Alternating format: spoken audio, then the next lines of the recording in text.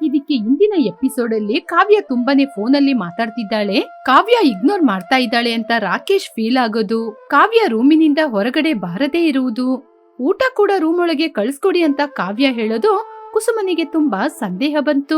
ಒಳಗೆ ಏನ್ ನಡೀತಾ ಇದೆ ಅಂತ ಕುಸುಮ ತಿಳ್ಕೊಬೇಕು ಅಂತ ಇದ್ಲು. ಹಾಗಾದ್ರೆ ಕುಸುಮ ಕಾವ್ಯನ ಬಗ್ಗೆ ತಿಳ್ಕೊಂಡ್ಲಾ? ಈ ಎಪಿಸೋಡ್ ಅಲ್ಲಿ ನೋಡೋಣ. ಕಾವ್ಯನ ಜೊತೆ ಕುಸುಮ ಮಾತಾಡ್ಬೇಕು ಅಂತ ಎಲ್ಲರೂ ನಿದ್ರೆ ಮಾಡಿದ ನಂತರ ಅವಳ ರೂಮಿನ ಬಳಿ ಹೋಗಿ ಅವಳ ರೂಮಿನ ಬಾಗಿಲನ್ನು ತಟ್ಟಿ, ಕಾವ್ಯ ಪ್ಲೀಸ್ ಒಂದ್ಸಲ ಡೋರ್ ಓಪನ್ ಮಾಡಮ್ಮ, ನನಗ್ ಗೊತ್ತು ನಿನಗೆ ನನ್ ಜೊತೆ ಮಾತಾಡೋದು ಇಷ್ಟ ಇಲ್ಲ ಅಂತ, ಆದ್ರೆ ನನಗೆ ನಿನ್ ಜೊತೆ ಮಾತಾಡ್ಬೇಕು. ಪ್ಲೀಸ್ ಕಾವ್ಯ, ನಾನ್ ಹೇಳದ್ನ ಒಂದ್ಸಲ ಕೇಳು, ನನ್ನ ಹತ್ತಿರ ಯಾರು ಕೂಡ ಇಲ್ಲ, ಪ್ಲೀಸ್ ಒಮ್ಮೆ ಬಾಗಿಲು ತೆಗಿ, ನನಗೆ ನಿನ್ ಜೊತೆ ಮಾತಾಡ್ಬೇಕು. ಅವಾಗ ಕಾವ್ಯ ಡೋರ್ನ ಓಪನ್ ಮಾಡಿ, ಇವಾಗ ನಿನ್ಗೆ ಏನ್ ಬೇಕು? ನನಗೆ ಯಾರ ಜೊತೆ ಮಾತಾಡ್ಲಿಕ್ಕೆ ಇಷ್ಟ ಇಲ್ಲ, ಪ್ಲೀಸ್ ದಯವಿಟ್ಟು ಇಲ್ಲಿಂದ ಹೊರಟೋಗ್ತೀಯಾ? ಕಾವ್ಯ ಪ್ಲೀಸ್ ಕಾವ್ಯ, ಇನ್ ಮುಂದೆ ಯಾವತ್ತೂ ಕೂಡ ನಿನ್ನ ಡಿಸ್ಟರ್ಬ್ ಮಾಡಲ್ಲ, ಒಂದ್ಸಲ ಮಾತಾಡು ಕಾವ್ಯ. ಅವಾಗ ಕಾವ್ಯ ಬಾಗಿಲನ್ನು ತೆಗೆದು ಕುಸುಮನ ರೂಮ್ ಒಳಗೆ ಕರೆದುಕೊಂಡು ಆನಂತರ ಬಾಗಿಲನ್ನು ಹಾಕಿದ್ಲು. ಕಾವ್ಯನ ಮುಖ ಒಂಥರ ಇತ್ತು. ಕಾವ್ಯ ಏನಾಯ್ತಮ್ಮ? ಏನಮ್ಮ ನಿನ್ ಮುಖ ಈ ರೀತಿ ಆಗಿ ಹೋಗಿದೆ, ಮಚ್ಚೆಗಳು ಗುಳ್ಳೆಗಳು, ಏನಮ್ಮ ನಿನ್ ಮುಖ ಇಡೀ? ಗೊತ್ತಿಲ್ಲ ಅತ್ತಿಗೆ, ಕೀರ್ತಿ ಅತ್ತಿಗೆ ತಂದ್ಕೊಟ್ಟಂತಹ ಕ್ರೀಮ್ ಎಲ್ಲ ಹಾಕದ್ಮೇಲೆ ನನ್ನ ಮುಖ ಎಲ್ಲ ಈಗ ಆಗ್ಬಿಡ್ತು. ಕಾವ್ಯ, ಈ ಸಣ್ಣ ವಿಚಾರಕ್ಕೆ ನೀನು ಎದುರ್ಕೊಂಡು ನಮ್ ಮುಂದೆ ಮುಖ ತೋರಿಸಲು ಸಾಧ್ಯವಾಗದೆ ಹೀಗೆ ಎದುರ್ಕೊಂಡು ರೂಮ್ ಒಳಗೇನೆ ಇದೀಯಾ? ಅದು ಮಾತ್ರ ಅಲ್ಲ ಅತ್ತಿಗೆ, ಇನ್ನೊಂದು ದೊಡ್ಡ ದುಃಖಕರವಾದ ಸಂಗತಿ ಇದೆ, ಆದ್ರೆ ಆ ವಿಷಯನ ಯಾರಿಗೂ ಹೇಳಲು ಸಾಧ್ಯವಾಗದೆ ಹೀಗೆ ರೂಮ್ ಒಳಗೇನೆ ದುಃಖದಲ್ಲಿದ್ದೀನಿ. ಯಾರಿಗೂ ಹೇಳದಿರುವಷ್ಟು ಕಷ್ಟದ ವಿಷಯನ? ಆ ರೀತಿ ವಿಷಯ ಏನಿದೆ ಕಾವ್ಯ? ಆ ರೀತಿ ವಿಷಯ ಇದ್ರೆ ಖಂಡಿತ ಅದೇನೋ ದೊಡ್ಡ ವಿಚಾರನೇ. ನಿನಗೆ ಒಬ್ಳು ಅಕ್ಕ ಇದ್ದಿದ್ರೆ ಇದನ್ನ ನೋಡ್ಕೊಂಡು ಸುಮ್ನೆ ಇರ್ತಾ ಇದ್ಲಾ? ನಾನು ನಿನ್ನ ಅತ್ತಿಗೆ ಅಲ್ಲ ಕಾವ್ಯ, ನಾನ್ ನಿನ್ನ ಅಕ್ಕ ಅಂತ ತಿಳ್ಕೊಂಡು ಎಲ್ಲ ವಿಚಾರವನ್ನ ನನ್ ಜೊತೆ ಹೇಳು. ಮಿಸ್ ಇಂಡಿಯಾ ಆಗ್ಬೇಕು ಅನ್ನೋದು ನನ್ನ ಚಿಕ್ಕ ವಯಸ್ಸಿನ ಕಣ್ಸತ್ತಿಗೆ. ನಾನು ಕೀರ್ತಿ ಅತ್ತಿಗೆ ಸೇರಿ ಅದಕ್ಕೆ ತುಂಬಾನೇ ಪ್ರಯತ್ನ ಪಟ್ಟೋ. ಅತ್ತಿಗೆ ನನಗೆ ಒಬ್ಬನ ಫೋನ್ ನಂಬರ್ ಕೊಟ್ರು. ನಾನು ಅವನ ಜೊತೆ ತುಂಬಾನೇ ಫೋನಲ್ಲಿ ಮಾತಾಡ್ತಾ ಇದ್ದೆ. ನಾನು ಅವನ್ನ ತುಂಬಾನೇ ನಂಬಿದ್ದೆ. ಅವನ್ ಕೇಳ್ದಾಗೆಲ್ಲ ನನ್ನ ಫೋಟೋನ ಅವನಿಗೆ ಕಳಿಸ್ಕೊಟ್ಟೆ. ಆಮೇಲೆ ಸ್ವಲ್ಪ ದಿನದಲ್ಲೇ ಅವನ್ ನನ್ನ ಜೊತೆ ಪ್ರೀತಿಯಿಂದ ಮಾತನಾಡಲಾರಂಭಿಸಿದ. ನಾನ್ ನಿನ್ನ ಪ್ರೀತಿ ಮಾಡ್ತಾ ಇದ್ದೀನಿ, ಹೊರಗಡೆ ಕರ್ಕೊಂಡೋಗ್ತೀನಿ ಬಾ ಅಂತ ಹೇಳ್ದ. ನಾನು ನಮ್ಮ ಮನೇಲಿರುವವರ ಪರಿಸ್ಥಿತಿ ಎಲ್ಲ ನೋಡಿ ಇದೆಲ್ಲ ನಮ್ಗೆ ಸೆಟ್ ಆಗಲ್ಲ, ನನಗೆ ಈ ರೀತಿ ಅಭ್ಯಾಸ ಇಲ್ಲ, ನನಗೆ ಮಿಸ್ ಇಂಡಿಯಾ ಆಗ್ಬೇಕು, ದಯವಿಟ್ಟು ನನ್ನ ಮಿಸ್ ಇಂಡಿಯಾ ಮಾಡು ಅಂತ ಕೇಳ್ಕೊಂಡೆ. ಆಗ ಅವನ್ ಕೂಡ ಸರಿ, ನೀನು ಮಿಸ್ ಇಂಡಿಯಾ ಆಗ್ಬೇಕಂದ್ರೆ ಹೊಸ ಹೊಸ ಕ್ರೀಮ್ ಪ್ರಾಡಕ್ಟ್ ಎಲ್ಲ ಉಪಯೋಗ ಮಾಡ್ಬೇಕು ಅಂತ ಹೇಳಿ ನನಗೆ ತುಂಬಾ ಪ್ರಾಡಕ್ಟ್ ಕ್ರೀಮ್ಗಳನ್ನ ಕಳ್ಸ್ಕೊಟ್ಟ. ಆ ಕ್ರೀಮ್ ಹಾಕದ್ಮೇಲೆ ನನ್ ಮುಖ ಎಲ್ಲ ಹೀಗಾಗ್ಬಿಡ್ತು. ಆನಂತರ ಅವ್ನ್ ನನ್ಗೆ ಫೋನ್ ಮಾಡಿ, ನೀನು ನನ್ನನ್ನೇ ರಿಜೆಕ್ಟ್ ಮಾಡ್ತೀಯಾ, ಅದಕ್ಕೆ ನನ್ ಬೇಕು ಅಂತ ಕಳ್ಸಿದ್ದು ಅಂದ. ಮಿಸ್ ಇಂಡಿಯಾ ನೀನು ಹೇಗೆ ಆಗ್ತೀಯ ಅಂತ ನಾನ್ ನೋಡ್ತೀನಿ ಅಂತ ಎದುರಿಸ್ದ ಅತ್ತಿಗೆ. ಈ ವಿಷಯನ ಯಾರ ಜೊತೆ ಕೂಡ ಹೇಳಕ್ಕಾಗ್ದೆ ನಾನು ಇಷ್ಟ ದಿನ ನರ್ಕ ಅನ್ಭವಿಸ್ದೆ. ಅದಕ್ಕೇನೆ ಅತ್ತಿಗೆ ನಾನು ಯಾರ ಜೊತೆನೂ ಹೊರಗ್ ಬಂದು ಮಾತಾಡ್ಲಿಲ್ಲ. ಆ ಮಾತನ್ನು ಕೇಳಿದ ನಂತರ ಕುಸುಮನಿಗೆ ತುಂಬಾನೇ ಕೋಪ ಬಂತು. ಆದ್ರೆ ಇವಾಗ ಕೋಪವನ್ನು ತೋರಿಸುವ ಸಮಯವಲ್ಲ. ಕೋಪವನ್ನು ಮರೆಸಿಕೊಂಡು ಕಾವ್ಯನ ಜೊತೆ ಕುಸುಮ ಹೀಗೆ ಹೇಳಿದ್ಲು, ಅಯ್ಯೋ ಹುಚ್ಚಿ ಹುಡುಗಿ, ಇಷ್ಟೇನಾ? ರಾವಣ ಸೀತೆನ ಲಂಕೆಯಲ್ಲಿ ಅಡಗಿಸಿ ಇಟ್ಟ ಹಾಗೆ ನೀನು ನಿನ್ನನ್ನೇ ಈ ಲಂಕೆ ಒಳಗೆ ಕೂಡಕೊಂಡಿದ್ದೀಯಾ? ಆ ಹನುಮಂತ ಸೀತೆಗೆ ಸಹಾಯ ಮಾಡಿದ ಹಾಗೆ ಇವಾಗ ಈ ಅತ್ತಿಗೆ ನಿನಗೆ ಸಹಾಯ ಮಾಡ್ತೀನಿ. ಯಾರೋ ಮಾಡಿದ ಮೋಸಕ್ಕೆ ಎಷ್ಟು ದಿನ ಅಂತ ನೀನು ರೂಮ್ ಒಳಗೆ ಕೂತ್ಕೊಂಡಿರ್ತೀಯ? ನಾಳೆ ನೀನು ಧೈರ್ಯವಾಗಿ ಹೊರಗಡೆ ಬಾ. ಅಯ್ಯೋ ಹೊರಗಡೆನಾ? ಇಲ್ಲ ಅತ್ತಿಗೆ, ಈ ಮುಖನ ನಾನು ಯಾರಿಗೂ ತೋರ್ಸೋದಿಲ್ಲ, ಈ ಮುಖನ ಇಟ್ಕೊಂಡು ನಾನು ಹೊರಗಡೆ ಬರೋದಿಲ್ಲ ಅತ್ತಿಗೆ. ಕಾವ್ಯ, ಈ ಅತ್ತಿಗೆನ ನಂಬ್ತೀಯಾ ಇಲ್ವಾ? ಈ ಹಳ್ಳಿ ಅತ್ತಿಗೆ ಜೊತೆ ನಿನ್ನ ಅಂದವನ್ನು ಸೌಂದರ್ಯವನ್ನು ಹೆಚ್ಚಿಸ್ಲಿಕ್ಕೆ ಸರಿಯಾದ ಮದ್ದು ನನ್ ಕೈಯಲ್ಲಿದೆ. ನಾನ್ ನಿನ್ಗೆ ಸಹಾಯ ಮಾಡ್ತೀನಿ. 4 ದಿನದಲ್ಲಿ ನೀನು ಹೇಗೆ ಬದಲಾಗ್ತೀಯ ನೋಡು. ನಿನ್ನ ಕಷ್ಟನ ನನಗೊಪ್ಸು. ಇನ್ನು ಒಂದೇ ವಾರದಲ್ಲೇ ಮಿಸ್ ಇಂಡಿಯಾ ಕಾಂಪಿಟೇಷನ್ ಬರ್ತಾ ಇದೆ. ನಿನ್ನ ಗಮನ ಎಲ್ಲ ಅದ್ರ ಬಗ್ಗೆನೇ ಆಲೋಚನೆ ಮಾಡು. ಏನತ್ತಿಗೆ ಹೇಳ್ತಾ ಇದ್ದೀರಾ? ಈ ಮುಖನ ಇಟ್ಕೊಂಡು ನಾನು ಮಿಸ್ ಇಂಡಿಯಾ ಕಾಂಪಿಟೇಷನ್ಗೆ ಹೋಗೋದಾ? ಅತ್ತಿಗೆ ಇಲ್ಲ ಅತ್ತಿಗೆ, ಇದೆಲ್ಲ ನಡೆಯುವ ಕೆಲ್ಸನೇ ಅಲ್ಲ. ನಾನು ಆ ಆಸೆನೆಲ್ಲ ಯಾವಾಗ್ಲೋ ಬಿಟ್ಬಿಟ್ಟೆ. ಅಮ್ಮ ಅಪ್ಪ ಅಣ್ಣ ಹೇಳುವ ಮಾತನ್ನೇ ಕೇಳ್ಬೇಕು ಅಂತಿದ್ದೀನಿ. ಏನಮ್ಮ ಸಿಟಿ ಹುಡುಗಿ, ಈ ಹಳ್ಳಿ ಅತ್ತಿಗೆನ ನೀನು ಏನು ಅಂತ ತಿಳ್ಕೊಂಡಿದ್ದೀಯಾ? ಮೊದಲು ನೀನು ಉಪಯೋಗ ಮಾಡುವ ಈ ಕ್ರೀಮಿಗಿಂತ ಮೊದಲಿನ ಕಾಲದಲ್ಲಿ ರಾಣಿಯರು ಹಳ್ಳಿಯ ಆಯುರ್ವೇದಿಕ್ ರೆಮಿಡಿನೇ ಉಪಯೋಗ ಮಾಡ್ತಾ ಇದ್ರು.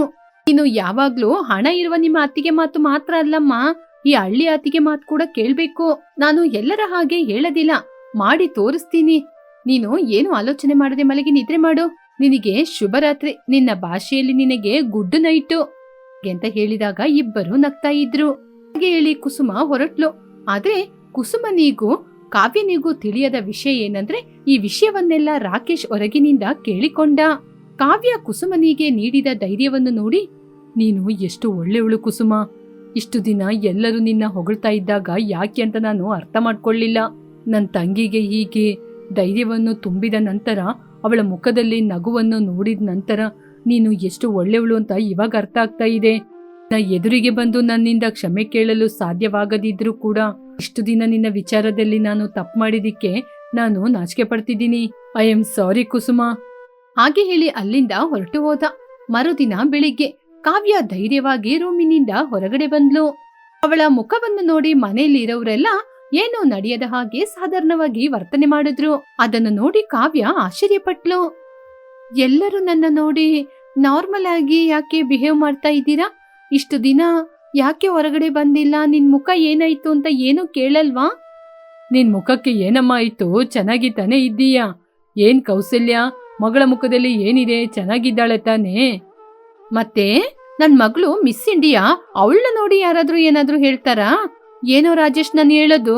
ಅದೆಲ್ಲ ಹೋಗ್ಲಿ, ಒಂದು ವಾರದ ನಂತರ ನಾವೆಲ್ಲರೂ ಕಾವ್ಯನ ಕಾವ್ಯ ಅಂತ ಕರೆಯದ, ಮಿಸ್ ಇಂಡಿಯಾ ಮೇಡಮ್ ಅಂತ ಕರೆಯದ? ಕಾವ್ಯನಿಗೆ ಏನೂ ಅರ್ಥವಾಗಲಿಲ್ಲ.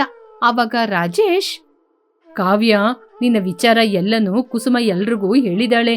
ನಿನ್ ಹಿಂದೆ ನಾವಿದ್ದೀವಿ, ಯಾರ್ ನಿನ್ನ ತಡಿತಾರೆ ಅಂತ ನಾವು ನೋಡ್ತೀವಿ. ನೀನು ಮಿಸ್ ಇಂಡಿಯಾ ಆಗೇ ಆಗ್ತೀಯಾ?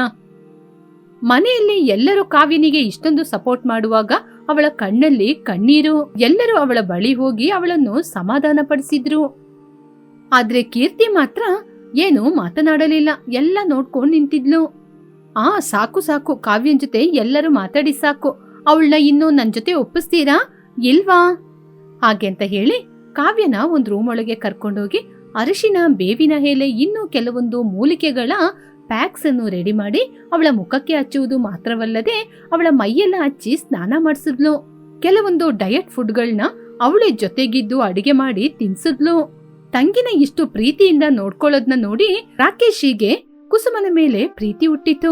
ಅಡುಗೆ ಮನೆಗೆ ಹೋದ ರಾಕೇಶ್ ಪ್ರೀತಿಯಿಂದ ಕುಸುಮನನ್ನು ಕರೆದಾಗ ಕೈಯಲ್ಲಿ ಇದ್ದ ಪಾತ್ರೆಯನ್ನು ಭಯದಿಂದ ಕುಸುಮ ಕೆಳಗೆ ಹಾಕ್ಬಿಟ್ಲು. ಅಂದ್ರೆ ರಾಕೇಶ್ ಇದೇ ಮೊದಲ ಸಲ ಕುಸುಮನ ಜೊತೆ ಪ್ರೀತಿಯಿಂದ ಮಾತಾಡಿದ್ದು.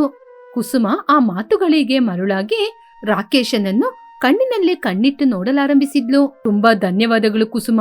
ನನ್ ಮನೆಯವ್ರನ್ನ ನಿನ್ನ ಸ್ವಂತ ಮನೆಯವರ ಹಾಗೆ ನೋಡ್ಕೊಳ್ಳೋದ್ನ ನೋಡಿ ನನಗೆ ತುಂಬಾನೇ ಸಂತೋಷ ಆಯ್ತು. ನಾನು ಇಷ್ಟು ದಿನ ನಿನ್ನ ಅರ್ಥ ಮಾಡ್ಕೊಳ್ದೆ, ನಿನ್ನ ಮನಸ್ಸು ನೋವಾಗುವ ರೀತಿ ನಡ್ಕೊಂಡೆ. ದಯವಿಟ್ಟು ನನ್ನನ್ನು ಕ್ಷಮಿಸು. ಹೀಗೆ ಕುಸುಮನ ಕಣ್ಣು ನೋಡಿ ಮಾತನಾಡಿ ಅಲ್ಲಿಂದ ಹೊರಟು ಹೋದ. ರಾಕೇಶ್ ಅಲ್ಲಿ ಆದ ಬದಲಾವಣೆಯನ್ನು ನೋಡಿ ಮನೇಲಿರೋರೆಲ್ಲ ಸಂತೋಷಪಟ್ರು. ಹೀಗೆ ಒಂದು ವಾರದಲ್ಲೇ ಕುಸುಮನ ಮುಖದಲ್ಲಿ ನ್ಯಾಚುರಲ್ ಆಗಿ ತುಂಬಾನೇ ಬದಲಾವಣೆಗಳಾಯಿತು. ಅವಳ ಮುಖದಲ್ಲಿ ಯಾವ ಮಚ್ಚೆಗಳು ಇರಲಿಲ್ಲ. ಮೊದಲಿಗಿಂತ ನೋಡಲು ತುಂಬಾ ಸುಂದರವಾಗಿ, ತುಂಬಾ ಸ್ಟೈಲ್ ಆಗಿದ್ಲು. ಮಿಸ್ ಇಂಡಿಯಾ ಕಾಂಪಿಟೇಷನ್ ಬಂದೇ ಬಿಡ್ತು. ಎಲ್ಲರೂ ಟಿವಿ ಮುಂದೆ ಕೂತ್ಕೊಂಡು ಕಾವ್ಯ ಗೆಲ್ತಾಳ ಇಲ್ವಾ ಅಂತ ನೋಡ್ತಾ ಇದ್ರು. ಮಿಸ್ ಇಂಡಿಯಾ ಕಾಂಪಿಟೇಷನ್ ನಲ್ಲಿ ಕಾವ್ಯನೇ ಮಿಸ್ ಇಂಡಿಯಾ ಅಂತ ಅನೌನ್ಸ್ಮೆಂಟ್ ಆದ ತಕ್ಷಣ ಎಲ್ಲರೂ ತುಂಬಾನೇ ಸಂತೋಷ ಪಡುತ್ತಾ ಕ್ಲಾಪ್ ಮಾಡುತ್ತಾ ಎಲ್ಲರೂ ಕುಸುಮನನ್ನು ನೋಡಿದ್ರು. ಕುಸುಮ, ನೀನ್ ಅನ್ಕೊಂಡ್ಬಿಟ್ಟಿದ್ನ ಸಾಧಿಸೇ ಬಿಟ್ಟೆ ಮಗಳೇ. ನಿನ್ನ ತುಂಬಾ ಹೊಗಳ್ಬಾರ್ದು, ಆದ್ರೂ ಹೇಳ್ತಾ ಇದ್ದೀನಿ, ನಾವೆಲ್ಲರಿವತ್ತು ತುಂಬಾ ಸಂತೋಷವಾಗಿದ್ದೀವಿ. ನನಗೂ ಕೂಡ ತುಂಬಾ ಸಂತೋಷ ಆಗ್ತಿದೆ ಅಮ್ಮ. ನೀನು ನಮ್ ಮನೆಗೆ ಬಂದಂತಹ ಮಹಾಲಕ್ಷ್ಮಿ. ಇದಕ್ಕಿಂತ ನಿನ್ಗೆ ಏನ್ ಹೇಳ್ಬೇಕು ಅಂತ ನನಗೆ ಏನು ಅರ್ಥ ಆಗ್ತಿಲ್ಲಮ್ಮ. ನಿಜನೇ ಕುಸುಮ, ಇವತ್ ನೀನ್ ಮಾತ್ರ ಇಲ್ದಿದ್ರೆ ಕಾವ್ಯ ಇವತ್ತು ಮಿಸ್ ಇಂಡಿಯಾ ಆಗ್ತಾನೆ ಇರ್ಲಿಲ್ಲ. ನೀನಿವತ್ತು ನಿನ್ನ ಜವಾಬ್ದಾರಿಯಿಂದ ಅವಳ ಕನಸನ್ನು ನೆರವೇರಿಸಿಕೊಟ್ಟಿದೀಯಾ. ಇವತ್ತು ಕಾವ್ಯನ ಕನಸು ನೆರವೇರಿತು. ಮನೆಯಲ್ಲಿ ಎಲ್ಲರೂ ತುಂಬಾ ಸಂತೋಷವಾಗಿದ್ದಾರೆ. ನಾನು ಹೇಳ್ಬೇಕಾಗಿರೋದ್ನೆಲ್ಲ ನೆನ್ನೆನೇ ಹೇಳ್ಬಿಟ್ಟೆ. ಬೇಕಂದ್ರೆ ಮತ್ತೊಮ್ಮೆ ಇನ್ನೊಮ್ಮೆ ಹೇಳ್ತೀನಿ. ನನಗೆ ನನ್ನ ಹೆಂಡತಿ ಅಂದ್ರೆ ತುಂಬಾನೇ ಇಷ್ಟ. ಆ ಮಾತು ಕೇಳಿ ಕುಸುಮ ನಾಚಿಕೆ ಪಡುತ್ತಾ, ಸಾಕು, ಇವಾಗ ನಿಲ್ಲಿಸ್ತೀರಾ? ನಾನು ಈ ಮನೆಗೋಸ್ಕರ ತಾನೇ ಮಾಡಿದ್ದು. ಯಾಕೆ ಎಲ್ರೂ ನನ್ನ ಇಷ್ಟೊಂದು ಹೊಗಳ್ತಾ ಇದ್ದೀರಾ? ಇವೆಲ್ಲರೂ ನನ್ನ ಇಷ್ಟೊಂದು ಹೊಗಳ್ತಾ ಇದ್ರೆ ನಂಗೊಂಥರ ಆಗ್ತಾ ಇದೆ. ಹೇಗಿದ್ರು ಕಾವ್ಯ ಈ ಮನೆಯ ಹುಡುಗಿ. ಅವಳು ಗೆದ್ರೆ ನಾವೆಲ್ಲರೂ ಗೆದ್ದಿದಾಗೆ ತಾನೆ. ಅದಕ್ಕೆ ಯಾಕೆ ಎಲ್ಲರೂ ಸೇರಿ ನನ್ನನ್ನೇ ಹೊಗಳ್ತಾ ಇದ್ದೀರಾ? ಆವಾಗ ಕೀರ್ತಿ ಮುಂದೆ ಬಂದು, ಇಲ್ಲ ಕುಸುಮ, ಅವ್ರೆಲ್ರೂ ನಿನ್ನ ಸುಮ್ನೆ ಏನೂ ಹೊಗಳ್ತಾ ಇಲ್ಲ. ನೀನ್ ಮಾಡಿದ್ದು ಅಷ್ಟು ದೊಡ್ಡ ಕೆಲಸ. ನಿನ್ ಜೊತೆ ಹಣ ಇಲ್ಲ ಅಂತ ನಾನು ನಿನ್ನ ತುಂಬಾ ಕೇವಲವಾಗಿ ಮಾಡ್ದೆ. ಆದ್ರೆ ಹಣ ಯಾವತ್ತೂ ದೊಡ್ಡದಲ್ಲ ಅಂತ ನೀನಿವತ್ ನಮ್ಗೆ ತಿಳಿಸ್ಕೊಟ್ಟಿದೀಯ. ನಾನು ನಿನ್ನ ಎಷ್ಟೋ ಮಾತು ಹೇಳಿದೀನಿ, ಒಂದಿನ ಕೂಡ ನನಗೆ ತಿರುಗಿಸಿ ಮಾತಾಡಿಲ್ಲ. ಹಣದಿಂದ ಸಾಧನೆ ಮಾಡಕ್ಕೆ ಸಾಧ್ಯವಾಗದೇ ಇರೋದು ನಿನ್ನ ಬುದ್ಧಿವಂತಿಕೆಯಿಂದ ಇವತ್ ನೀನು ಸಾಧನೆ ಮಾಡಿದೀಯ. ನಿನ್ನ ತುಂಬಾ ಕೇವಲವಾಗಿ ನಾನು ಮಾತಾಡ್ಸ್ಬಿಟ್ಟೆ. ಸಣ್ಣವಳಾಗಿದ್ರೂ ಪರವಾಗಿಲ್ಲ, ನನ್ನ ಕ್ಷಮಿಸು ಕುಸುಮ. ಏನಕ್ಕ, ನೀವು ಹೋಗಿ ನನ್ ಜೊತೆ ಸಾರಿ ಕೇಳ್ತಾ ಇದ್ದೀರಾ?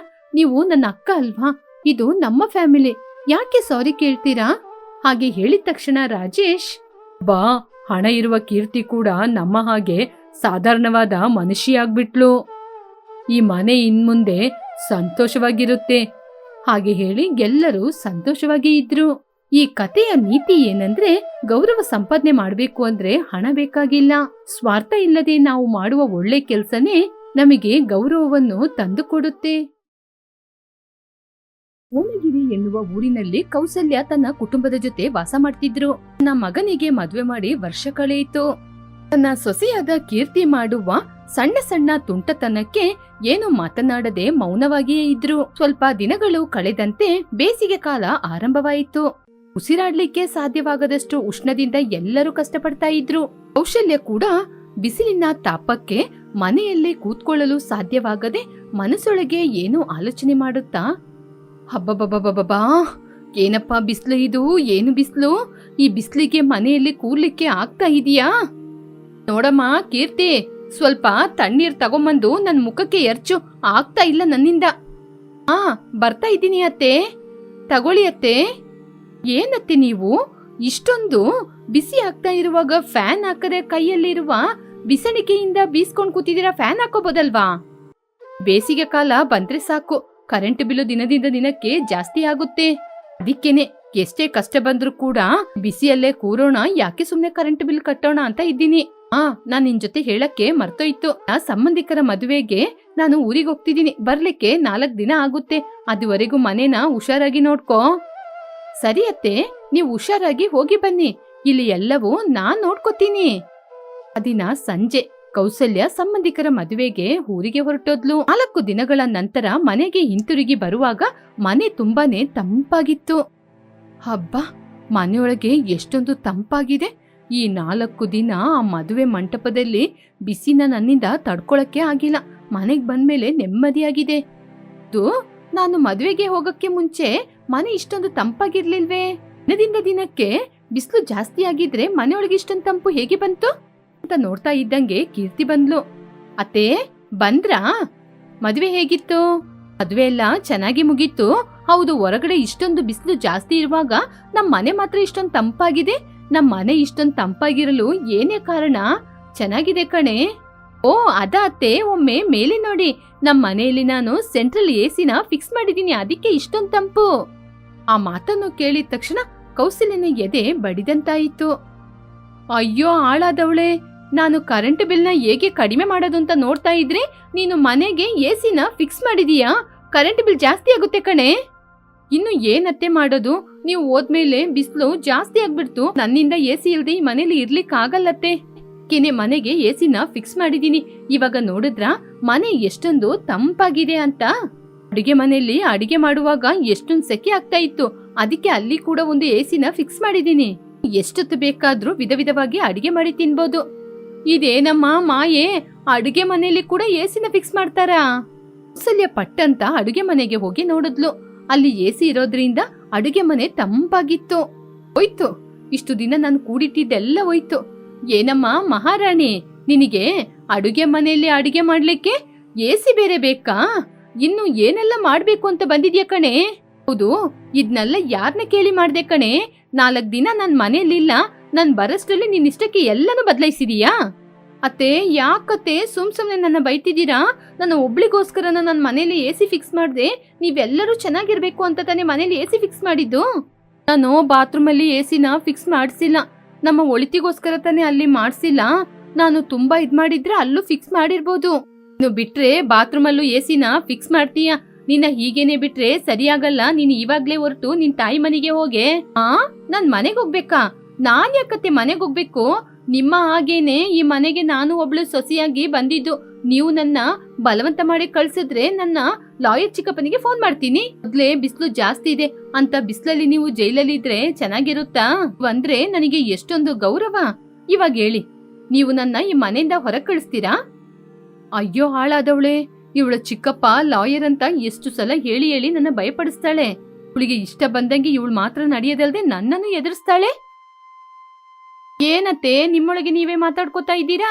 ನೀವು ಹೀಗೇನೆ ಮಾತಾಡ್ತಾ ಇದ್ರೆ ಬಾತ್ರೂಮ್ ಅಲ್ಲೂ ಕೂಡ ಎಸಿನ ಫಿಕ್ಸ್ ಮಾಡ್ತೀನಿ. ತಮ್ಮ, ಹೌದು, ನಿನ್ ಮಾವ ಮೈಸೂರ್ ಮಹಾರಾಜ, ಬಾತ್ರೂಮ್ ಅಲ್ಲೂ ನೀನು ಎಸಿನ ಫಿಕ್ಸ್ ಮಾಡ್ತೀಯ. ಮಾತ್ ಕೇಳ್ದೆ ನೀನೇ ತೀರ್ಮಾನ ಮಾಡಿ ಎಲ್ಲಾ ಕಡೆ ಎಸಿನ ಫಿಕ್ಸ್ ಮಾಡಿದ್ಯಲ್ಲ. ಕರೆಂಟ್ ಬಿಲ್ಲಿಗೆ ₹1 ಕೂಡ ನಾನ್ ಕೊಡೋದಿಲ್ಲ. ಅದು ಹೇಗೆ ಸಂಪಾದನೆ ಮಾಡಿ ಕಟ್ತೀಯೋ ನೀನೇ ಕಟ್ಕೋ. ಹೌದು, ಮನೆ ಇಡೀ ಎಸಿನ ಫಿಕ್ಸ್ ಮಾಡಕ್ಕೆ ದುಡ್ಡು ಎಲ್ಲಿಂದ ಬಂತೆ? EMI ಅಲ್ಲಿ ನಿಮ್ಮ ಹೆಸರಲ್ಲೇ ಎಲ್ಲನೂ ತಗೊಂಡಿದ್ದೀನಿ. ತಿಂಗಳು ನಿಮ್ಮ ಅಕೌಂಟಿಂದ ಅಮೌಂಟು ಕಟ್ ಆಗುತ್ತೆ. ಮಾತನ್ನು ಕೇಳಿದ ತಕ್ಷಣ ಕೌಸಲ್ಯನಿಗೆ ತಲೆ ಮೇಲೆ ಕಲ್ಲು ಬಿದ್ದಂಗೆ ಕೆಳಗೆ ಬಿದ್ದೋದ್ಲು. ಬೇಗ ಕೀರ್ತಿ ಬಂದು ನೀರಾಕಿ ಅತ್ತೆನ ಎಬ್ಸಿದ್ಲು. ಅಯ್ಯೋ ಅತ್ತೆ, ಎದ್ದೇಳಿ ಅತ್ತೆ, ಮನೆಯಲ್ಲಿ ಇಷ್ಟೊಂದು ಎಸಿ ಇರುವಾಗ ಯಾಕತ್ತೆ ಅಷ್ಟೊಂದು ಬೆವರ್ತೀರಾ? ಅಯ್ಯೋ ದೇವ್ರೇ ರಾಮಚಂದ್ರ ಪ್ರಭು, ಯಾಕಪ್ಪ ನನಗೆ ಈ ರೀತಿ ಸೊಸೆನ ಕೊಟ್ಟೆ? ಒಂದು ಕೆಲ್ಸ ಇವಳು ಸರಿಯಾಗಿ ಮಾಡೋದಿಲ್ಲಪ್ಪ. ಮಾಡೋ ಕೆಲ್ಸದಿಂದ ನಮಗೆ ತಲೆನೋವೇ ಬಂದ್ಬಿಡುತ್ತೆ. ಅಯ್ಯೋ ಹಾಳಾದವಳೆ, ₹1 ಕಷ್ಟಪಟ್ಟು ನಾನು ಕೂಡಿಟ್ಟಿದ್ದೀನಿ ಕಣೆ. ಹೀಗೆ ನನ್ ಮೇಲೆ ಏನ್ ಅಧಿಕಾರ ಇದೆ ಅಂತ ನನ್ನ ಬ್ಯಾಂಕ್ ಬ್ಯಾಲೆನ್ಸ್ ನ ಖಾಲಿ ಮಾಡ್ತಾ ಇದೀಯಾ? ಮರ್ಯಾದೆಗೆ ಹೇಳ್ತಾ ಇದ್ದೀನಿ, ನನ್ನ ಹಣವನ್ನೆಲ್ಲ ತಿರುಗಿಸಿ ಕೊಟ್ಬಿಡು. ಸಾರಿ ಅತ್ತೆ, ಸಾರಿ. ನಾವು ಏನೇ ಮಾಡಿದ್ರು ಇದನ್ನೆಲ್ಲ ರಿಟರ್ನ್ ತಗೊಂಡು ಯಾರು ಕೂಡ ಹಣ ಕೊಡೋದಿಲ್ಲ. ಒಂದ್ ವೇಳೆ ರಿಟರ್ನ್ ಕೊಡ್ಬೇಕು ಅಂದ್ರೆ ಹೊರಗಡೆ ಗುಜರಿ ಅಂತ ಬರ್ತಾನೆ ನೋಡಿ, ಅವನಿಗೆ ಬೇಕಾದ್ರೂ ಕೊಡ್ಬೋದು. ನಿಮಗೆ ಬೇರೆ ದಾರಿನೇ ಇಲ್ಲ. ಸಾಯೋ ತನಕ ನೀವು EMI ಕಟ್ಲೇಬೇಕು. ಇದಕ್ಕೆ ನೀನು ನನ್ನ ಕೊಂದು ಹಾಕ್ಬೋದೆ? ₹1 ಹೋದ್ರೇನೆ ಪ್ರಾಣ ಹೋದಂತೆ ಇರುತ್ತೆ ಕಣೆ. ನಾನು ₹1 ಎಷ್ಟು ಕಷ್ಟಪಟ್ಟು ಕೂಡಿಟ್ಟಿದ್ದೆ. ನಾನು ಇಲ್ದೇ ಇರುವ ಈ 2 ದಿನದಲ್ಲಿ ಎಲ್ಲಾ ಹಣನ ನೀನು ಖರ್ಚು ಮಾಡಿ ಹಾಕಿದೀಯಲ್ಲ, ಅದ್ನ ನೆನೆಸ್ಕೊಂಡ್ರೇನೆ BP ನೆತ್ತಿಗತ್ತಿದೆ. ಹೌದಾ ಅತ್ತೆ? ಈ ಮಧ್ಯೆ ನಾನೊಂದು ರೀಲ್ಸ್ ಅಲ್ಲಿ ನೋಡ್ದೆ. ತುಂಬಾ ಆಲೋಚನೆ ಮಾಡಿದ್ರೆ BP ಜಾಸ್ತಿ ಆಗಿ ಆಮೇಲೆ ಸ್ಟ್ರೋಕ್ ಆಗುತ್ತೆ ಅಂತೆ. ತುಂಬಾ ಆಲೋಚನೆ ಮಾಡಿ BP ಜಾಸ್ತಿ ಮಾಡ್ಕೊಂಡು ಸ್ಟ್ರೋಕ್ ಆದ್ರೆ ನಾವ್ ಎಂತ ಮಾಡೋದತ್ತೆ? ನೀವು ನೆಮ್ಮದಿಯಾಗಿ ಇರ್ಬೇಕಲ್ವಾ? ಏನು ಹಾರ್ಟ್ ಸ್ಟ್ರೋಕಾ? ಅಷ್ಟೆಲ್ಲ ಭಯಪಡಿಸಿ ನನ್ನ ನಿಜವಾಗ್ಲೂ ಹಂಗ್ ಮಾಡ್ಬೇಡನೆ. ಅಬ್ಬಬ್ಬಾ, ಎಷ್ಟು ನಾಟಕ ಮಾಡ್ತಿದ್ಯಾ ಕಣೆ. ಅತ್ತೆ, ನಮ್ಮಿಬ್ರಿಗೂ ಯಾವಾಗ್ಲೂ ಜಗಳ ತಪ್ಪಿದ್ದೇ ಅಲ್ಲ.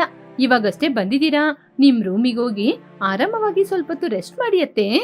ಕೌಸಲ್ಯ ಏನು ಮಾತನಾಡದೆ ಮೌನವಾಗಿ ಅವಳ ರೂಮಿಗೆ ಹೊರಟು ಹೋದ್ಲು. ಹೀಗೆ ಮಧ್ಯಾಹ್ನದ ಸಮಯದಲ್ಲಿ ತನ್ನ ಅತ್ತೆಯನ್ನು ಊಟಕ್ಕೆ ಕರೆದ್ಲು ಕೀರ್ತಿ. ಅತ್ತೆ, ಮಧ್ಯಾಹ್ನದ ಸಮಯ ಆಯ್ತು, ಬನ್ನಿ ಊಟ ಮಾಡೋಣ. ಆಗ್ತಾ ಇದೆ ಅಂತ ಕೌಸಲ್ಯ ಬಂದು ಡೈನಿಂಗ್ ಟೇಬಲ್ ಅಲ್ಲಿ ಕೂತಾಗ ಅಲ್ಲಿ 2 ಪಾತ್ರೆಯನ್ನು ಓಪನ್ ಮಾಡಿ ನೋಡಿದ್ಲು. ಎಲ್ಲದರಲ್ಲೂ ಐಸ್ ಕ್ಯೂಬೇ ಇತ್ತು. ಏನೇ ಇದು, ಪ್ರತಿಯೊಂದು ಪಾತ್ರೆಯಲ್ಲೂ ಐಸ್ ಕ್ಯೂಬೇ ಇದೆ. ಅತ್ತೆ, ಸರಿಯಾಗಿ ನೋಡಿ ಅತ್ತೆ, ಐಸ್ ಕ್ಯೂಬ್ ಕೆಳಗೆ ರೈಸ್ ಕೂಡ ಇದೆ. ಬಿಸಿಲಲ್ಲಿ ಬಿಸಿಯಾಗಿ ತಿಂದ್ರೆ ಚೆನ್ನಾಗಿರುತ್ತಾ? ಅದಕ್ಕೇನೆ ಪ್ರತಿಯೊಂದು ಅಡಿಗೆಯಲ್ಲೂ ಅದ್ರ ಮೇಲೆ ಐಸ್ ಕ್ಯೂಬ್ ಬಿಟ್ಟು ತಂಪಾಗಿ ತಿನ್ಲಿಕ್ಕೆ ರೆಡಿ ಮಾಡಿ ಇಟ್ಟಿದ್ದೀನಿ. ಊಟ ಮಾಡುವಾಗ ಕೂಡ ಐಸ್ ಕ್ಯೂಬ್ ನ ಪ್ಲೇಟಿಗೆ ಹಾಕ್ತೀನಿ. ಆವಾಗ ಊಟ ಕೂಡ ಐಸ್ ಆಗಿ ಗಂಟ್ಲಲ್ಲಿ ಇಳಿಯುತ್ತೆ ಅಲ್ವಾ? ಆಗ ಬಿಸ್ಲಿಗೆ ಏನೋ ತೊಂದ್ರೆ ಆಗಲ್ಲ ತಾನೆ. ಆ ಮಾತು ಕೇಳಿ ಕೌಸಲ್ಯನಿಗೆ ಎದೆ ಬಡಿದಂತಾಯಿತು. ಏನತ್ತೆ ನೀವು ಎಲ್ಲವನ್ನೂ ಆಶ್ಚರ್ಯದಿಂದನೇ ನೋಡ್ತಾ ಇದ್ದೀರಾ? ಬೇಗ ಬೇಗ ಊಟ ಮಾಡಿ, ಐಸ್ ಕ್ಯೂಬ್ ಕರಗಿ ಹೋಗುತ್ತೆ. ನಾನು ಮೊದ್ಲೇ ತಣ್ಣಗಾಗಿರ್ಬೇಕು ಅಂತ ಐಸ್ ಕ್ಯೂಬ್ ಹಾಕಿದೀನಿ.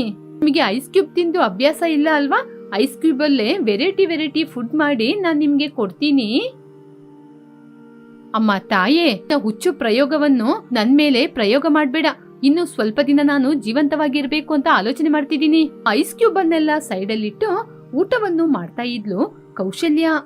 ಅಮ್ಮ ತಾಯೇ, ಹೇಳಲಿಕ್ಕೆ ಮರ್ತ್ಬಿಟ್ಟೆ, ನಾಳೆ ನಮ್ಮ ಮನೆಗೆ ಸಂಬಂಧಿಕರು ಬರ್ತಿದ್ದಾರೆ. ಜೊತೆ ಹೀಗೆ ಹುಚ್ಚುಚ್ಚಾಗಿ ಮಾತಾಡದೆ ನನ್ನ ಮರ್ಯಾದಿನ ಕಾಪಾಡಮ್ಮ. ಸಂಬಂಧಿಕರ ಮುಂದೆ ನನಗೆ ಸ್ವಲ್ಪ ಗೌರವ ಇದೆ. ನಿನ್ನ ಹುಚ್ಚುತನದಿಂದ ಅದನ್ನು ಹೋಗಿಸ್ಬೇಡ. ಏನತ್ತೆ, ಆರ್ಡರ್ ಮಾಡ್ತಾ ಇದ್ದೀರಾ ಅಥವಾ ರಿಕ್ವೆಸ್ಟ್ ಮಾಡ್ತಾ ಇದ್ದೀರಾ? ನೀನು ಏನ್ ಅನ್ಕೊಂಡ್ರು ಪರವಾಗಿಲ್ಲ, ಆದ್ರೆ ನನ್ನ ಮರ್ಯಾದಿನ ಮಾತ್ರ ತೆಗಿಬೇಡ ತಾಯಿ. ಅವರು ಅಷ್ಟೊಂದು ಒಳ್ಳೆಯವರಲ್ಲ, ಅವ್ರ ಮುಂದೆ ಸರಿಯಾಗಿರ್ಬೇಕು. ಮರುದಿನ ಕೌಸಲ್ಯನ ಸಂಬಂಧಿಕರು ಬೇಗ ಬಂದ್ರು. ಬನ್ನಿ ಅಣ್ಣ, ಬನ್ನಿ ಅತ್ತಿಗೆ, ಎಲ್ಲರೂ ಚೆನ್ನಾಗಿದ್ದಾರಾ? ನಾವೆಲ್ಲರೂ ಚೆನ್ನಾಗಿದ್ದೀವಿ. ಕೌಸಲ್ಯ ಹೇಗಿದ್ಯಮ್ಮ? ಹರರೇ, ನಿನ್ ಮನೆ ನೋಡ್ಬೇಕಂದ್ರೆ ನೀನು ಒಳ್ಳೆ ಐ ಕ್ಲಾಸ್ ಅಲ್ಲಿ ಇರುವ ಹಾಗಿದೆ. ಹಾಳಾದವಳು, ಯಾವಾಗ ನೋಡಿದ್ರು ಇವಳ ಕಣ್ಣು ನನ್ ಮೇಲೇನೆ ಇರುತ್ತೆ. ಅಯ್ಯೋ ಅತ್ತಿಗೆ, ನನ್ ಜೊತೆ ಎಲ್ಲಿಂದ ಬರ್ತಾ ಇದೆ ಹಣ? ನನ್ ಸೊಸೆ ಪಾಪ ಈ ಶೆಕೆಯಲ್ಲಿ ಇರ್ಲಿಕ್ಕಾಗಲ್ಲ ಅಂತ ಕೇಳ್ಕೊಂಡ್ಲು. ಅದರಿಂದನೇ ಸಾಲ ಮಾಡಿ ಮನೆಗೆ ಎಸಿ ಎಲ್ಲ ತಂದಿದೀವಿ. ಸರಿ ಸರಿ, ಈ ತಂಪಾದ ಎಸಿಯಲ್ಲಿ ಇರ್ಲಿಕ್ಕೆ ಎಷ್ಟೊಂದ್ ಚೆನ್ನಾಗಿದೆ. ಈ ಬೇಸಿಗೆ ಕಾಲ ಇಡೀ ಇಲ್ಲೇ ಇದ್ದೋಗೋಣ. ಹೌದು, ನೀವೇನ್ ಹೇಳ್ತೀರಾ? ನೀನೇ ಹೇಳಿದ್ಮೇಲೆ ನಾನು ಬೇಡ ಅಂತ ಹೇಳಕ್ಕಾಗುತ್ತಾ? ಅಣ್ಣ ಯಾವಾಗ್ಲೂ ಹೀಗೇನೆ ಅತ್ತಿಗೆ. ನಾನು ತಾನ ಅಂದ್ರೆ ನಿಮ್ಮ ಅಣ್ಣ ತಂತಾನ ಅಂತಾರೆ. ತುಂಬಾ ಆಯಾಸವಾಗಿ ಟ್ರಾವೆಲ್ ಮಾಡ್ಕೊಂಡ್ ಬಂದಿದೀವಿ. ಟಿಫಿನ್ ನ ರೂಮಿಗೆ ಕಳ್ಸ್ಕೊಡಿ. ಆಮೇಲೆ ಸ್ವೀಟು ಹಾಟು ಅಂತ ಮಾಡಿಕೊಡು, ಆಮೇಲೆ ತಿಂತೀವಿ. ಸ್ವಲ್ಪ ಹೊತ್ತು ರೂಮಿಗೆ ಹೋಗಿ ವಿಶ್ರಾಂತಿ ತಗೊಳ್ತೀವಿ ಹಾಗೆ ಅಂತ ಹೇಳಿ ಸೀತಮ್ಮ ಗಣಪತಿ ರೂಮಿಗೆ ಹೋದ್ರು. ಅದನ್ನೆಲ್ಲ ಅಲ್ಲೇ ಇದ್ಕೊಂಡು ಕೇಳ್ತಾ ಇದ್ಲು ಕೀರ್ತಿ. ಅಯ್ಯೋ ದೇವ್ರೆ, ಇವಳೊಬ್ಳು ಈ ಬೇಸಿಗೆ ಕಾಲ ಇಡೀ ಇಲ್ಲೇ ಇರ್ತೀನಿ ಅಂತಿದ್ದಾಳೆ. ಇವಳ ಜೊತೆ ಇನ್ನು ನನ್ ಪ್ರಾಣ ಎಷ್ಟು ಹೋಗುತ್ತೋ. ಅದೇ ಸಮಯದಲ್ಲಿ ಕೀರ್ತಿ ಅಲ್ಲಿಗೆ ಬಂದು, ಅತ್ತೆ, ಇವ್ರೇನ ನೀವು ಹೇಳಿದ ಸಂಬಂಧಿಕರು? ನೋಡಿದ್ರೆ ಕಳ್ಳರ ಹಾಗೆ ಇದ್ದಾರೆ. ಅವರು ಕಳ್ಳನ್ ನನ್ ಮಕ್ಳೇ, ಅದಕ್ಕೆ ಅಂತ ಮನೆ ಬಿಟ್ಟು ಹೊರಗಡೆ ಹೋಗಿ ಅಂತ ಹೇಳಿದ್ರೆ ಎಲ್ಲರ ಮುಂದೆ ನನ್ ಮರ್ಯಾದೆ ತೆಗಿತಾರೆ. ಇನ್ನು ಇವ್ರನ್ನ ಏನಮ್ಮ ಮಾಡೋದು? ಹೀಗೆ ಏನ್ ಮಾಡೋದು ಅಂತ ಅರ್ಥನೇ ಆಗ್ತಿಲ್ಲ. ಅಯ್ಯೋ ಅತ್ತೆ, ನೀವು ಏನು ಆಲೋಚನೆ ಮಾಡ್ಬೇಡಿ. ಇದು ನಮ್ಮ ಮನೆ ಸಮಸ್ಯೆ. ಇದನ್ನ ಹೇಗೆ ಬಗೆಹರಿಸೋದು ಅಂತ ನಾನ್ ನೋಡ್ಕೋತೀನಿ. ಹೀಗೆ ಕೀರ್ತಿ ಕೌಸಲ್ಯನ ಕಿವಿಯಲ್ಲಿ ಏನೋ ಒಂದು ವಿಚಾರ ಹೇಳಿದ್ಲು. ತದನಂತರ ಅವರ ರೂಮಿಗೆ ಹೋಗಿ ಈ ರೀತಿ ಜೋರಾಗಿ ಮಾತಾಡಿದ್ರು. ಅತ್ತೆ, ಇವರೇನ ನೀವು ಹೇಳಿದ ಸಂಬಂಧಿಕರು? ನೋಡ್ಲಿಕ್ಕೆ ತುಂಬಾ ಬಲಿಷ್ಠವಾಗಿದ್ದಾರೆ. ಆ ಮಾಂತ್ರಿಕ ಹೇಳಿದ ಹಾಗೆ ಬಲಿ ಕೊಡ್ಲಿಕ್ಕೆ ಇವರಿಬ್ರು ಸರಿಯಾಗಿದ್ದಾರತ್ತೆ. ನಾವು ಇನ್ನೂ ಶ್ರೀಮಂತರಾಗ್ಬೋದು. ನೋಡಮ್ಮ ಕೀರ್ತಿ, ಜೋರಾಗಿ ಹೇಳ್ಬೇಡ. ಈ ಮಾತು ಅವ್ರ ಕಿವಿಯಲ್ಲಿ ಕೇಳ್ಬಿಟ್ರೆ ನಮ್ ಬಗ್ಗೆ ಕೆಟ್ಟದಾಗಿ ಹೇಳ್ಕೊಂಡು ಇಲ್ಲಿಂದ ಓಡೋಗ್ಬಿಡ್ತಾರೆ. ಅಯ್ಯೋ ಅತ್ತೆ, ಇವ್ರು ಈ ಮನೆಯಿಂದ ಹೊರಗಡೆ ಹೋದ್ರೆ ತಾನೇ ನಮ್ ಬಗ್ಗೆ ಕೆಟ್ಟದಾಗಿ ಹೇಳ್ಕೊಳ್ಳಿಕ್ಕೆ. ನಾನು ಪೂಜೆಗೆ ಏರ್ಪಾಡು ಮಾಡ್ತೀನಿ. ಇವತ್ ರಾತ್ರಿನೇ ಇವ್ರನ್ನ ಬಲಿ ಕೊಟ್ಬಿಡೋಣ. ಆ ರೂಮಲ್ಲಿ ಇರುವವರಿಗೆ ಕೇಳುವ ರೀತಿ ಮಾತಾಡಿದ್ರು. ಆ ಮಾತನ್ನು ಕೇಳಿದ ಗಣಪತಿ ಮತ್ತು ಸೀತಮ್ಮ ಗಡಗಡ ನಡುಗ್ತಾ ಇದ್ರು. ಮನೇಲಿ ಇದ್ರೆ ಅಪಾಯ ಅಂತ ಅಲ್ಲಿಂದ ಓಡೇ ಹೋದ್ರು.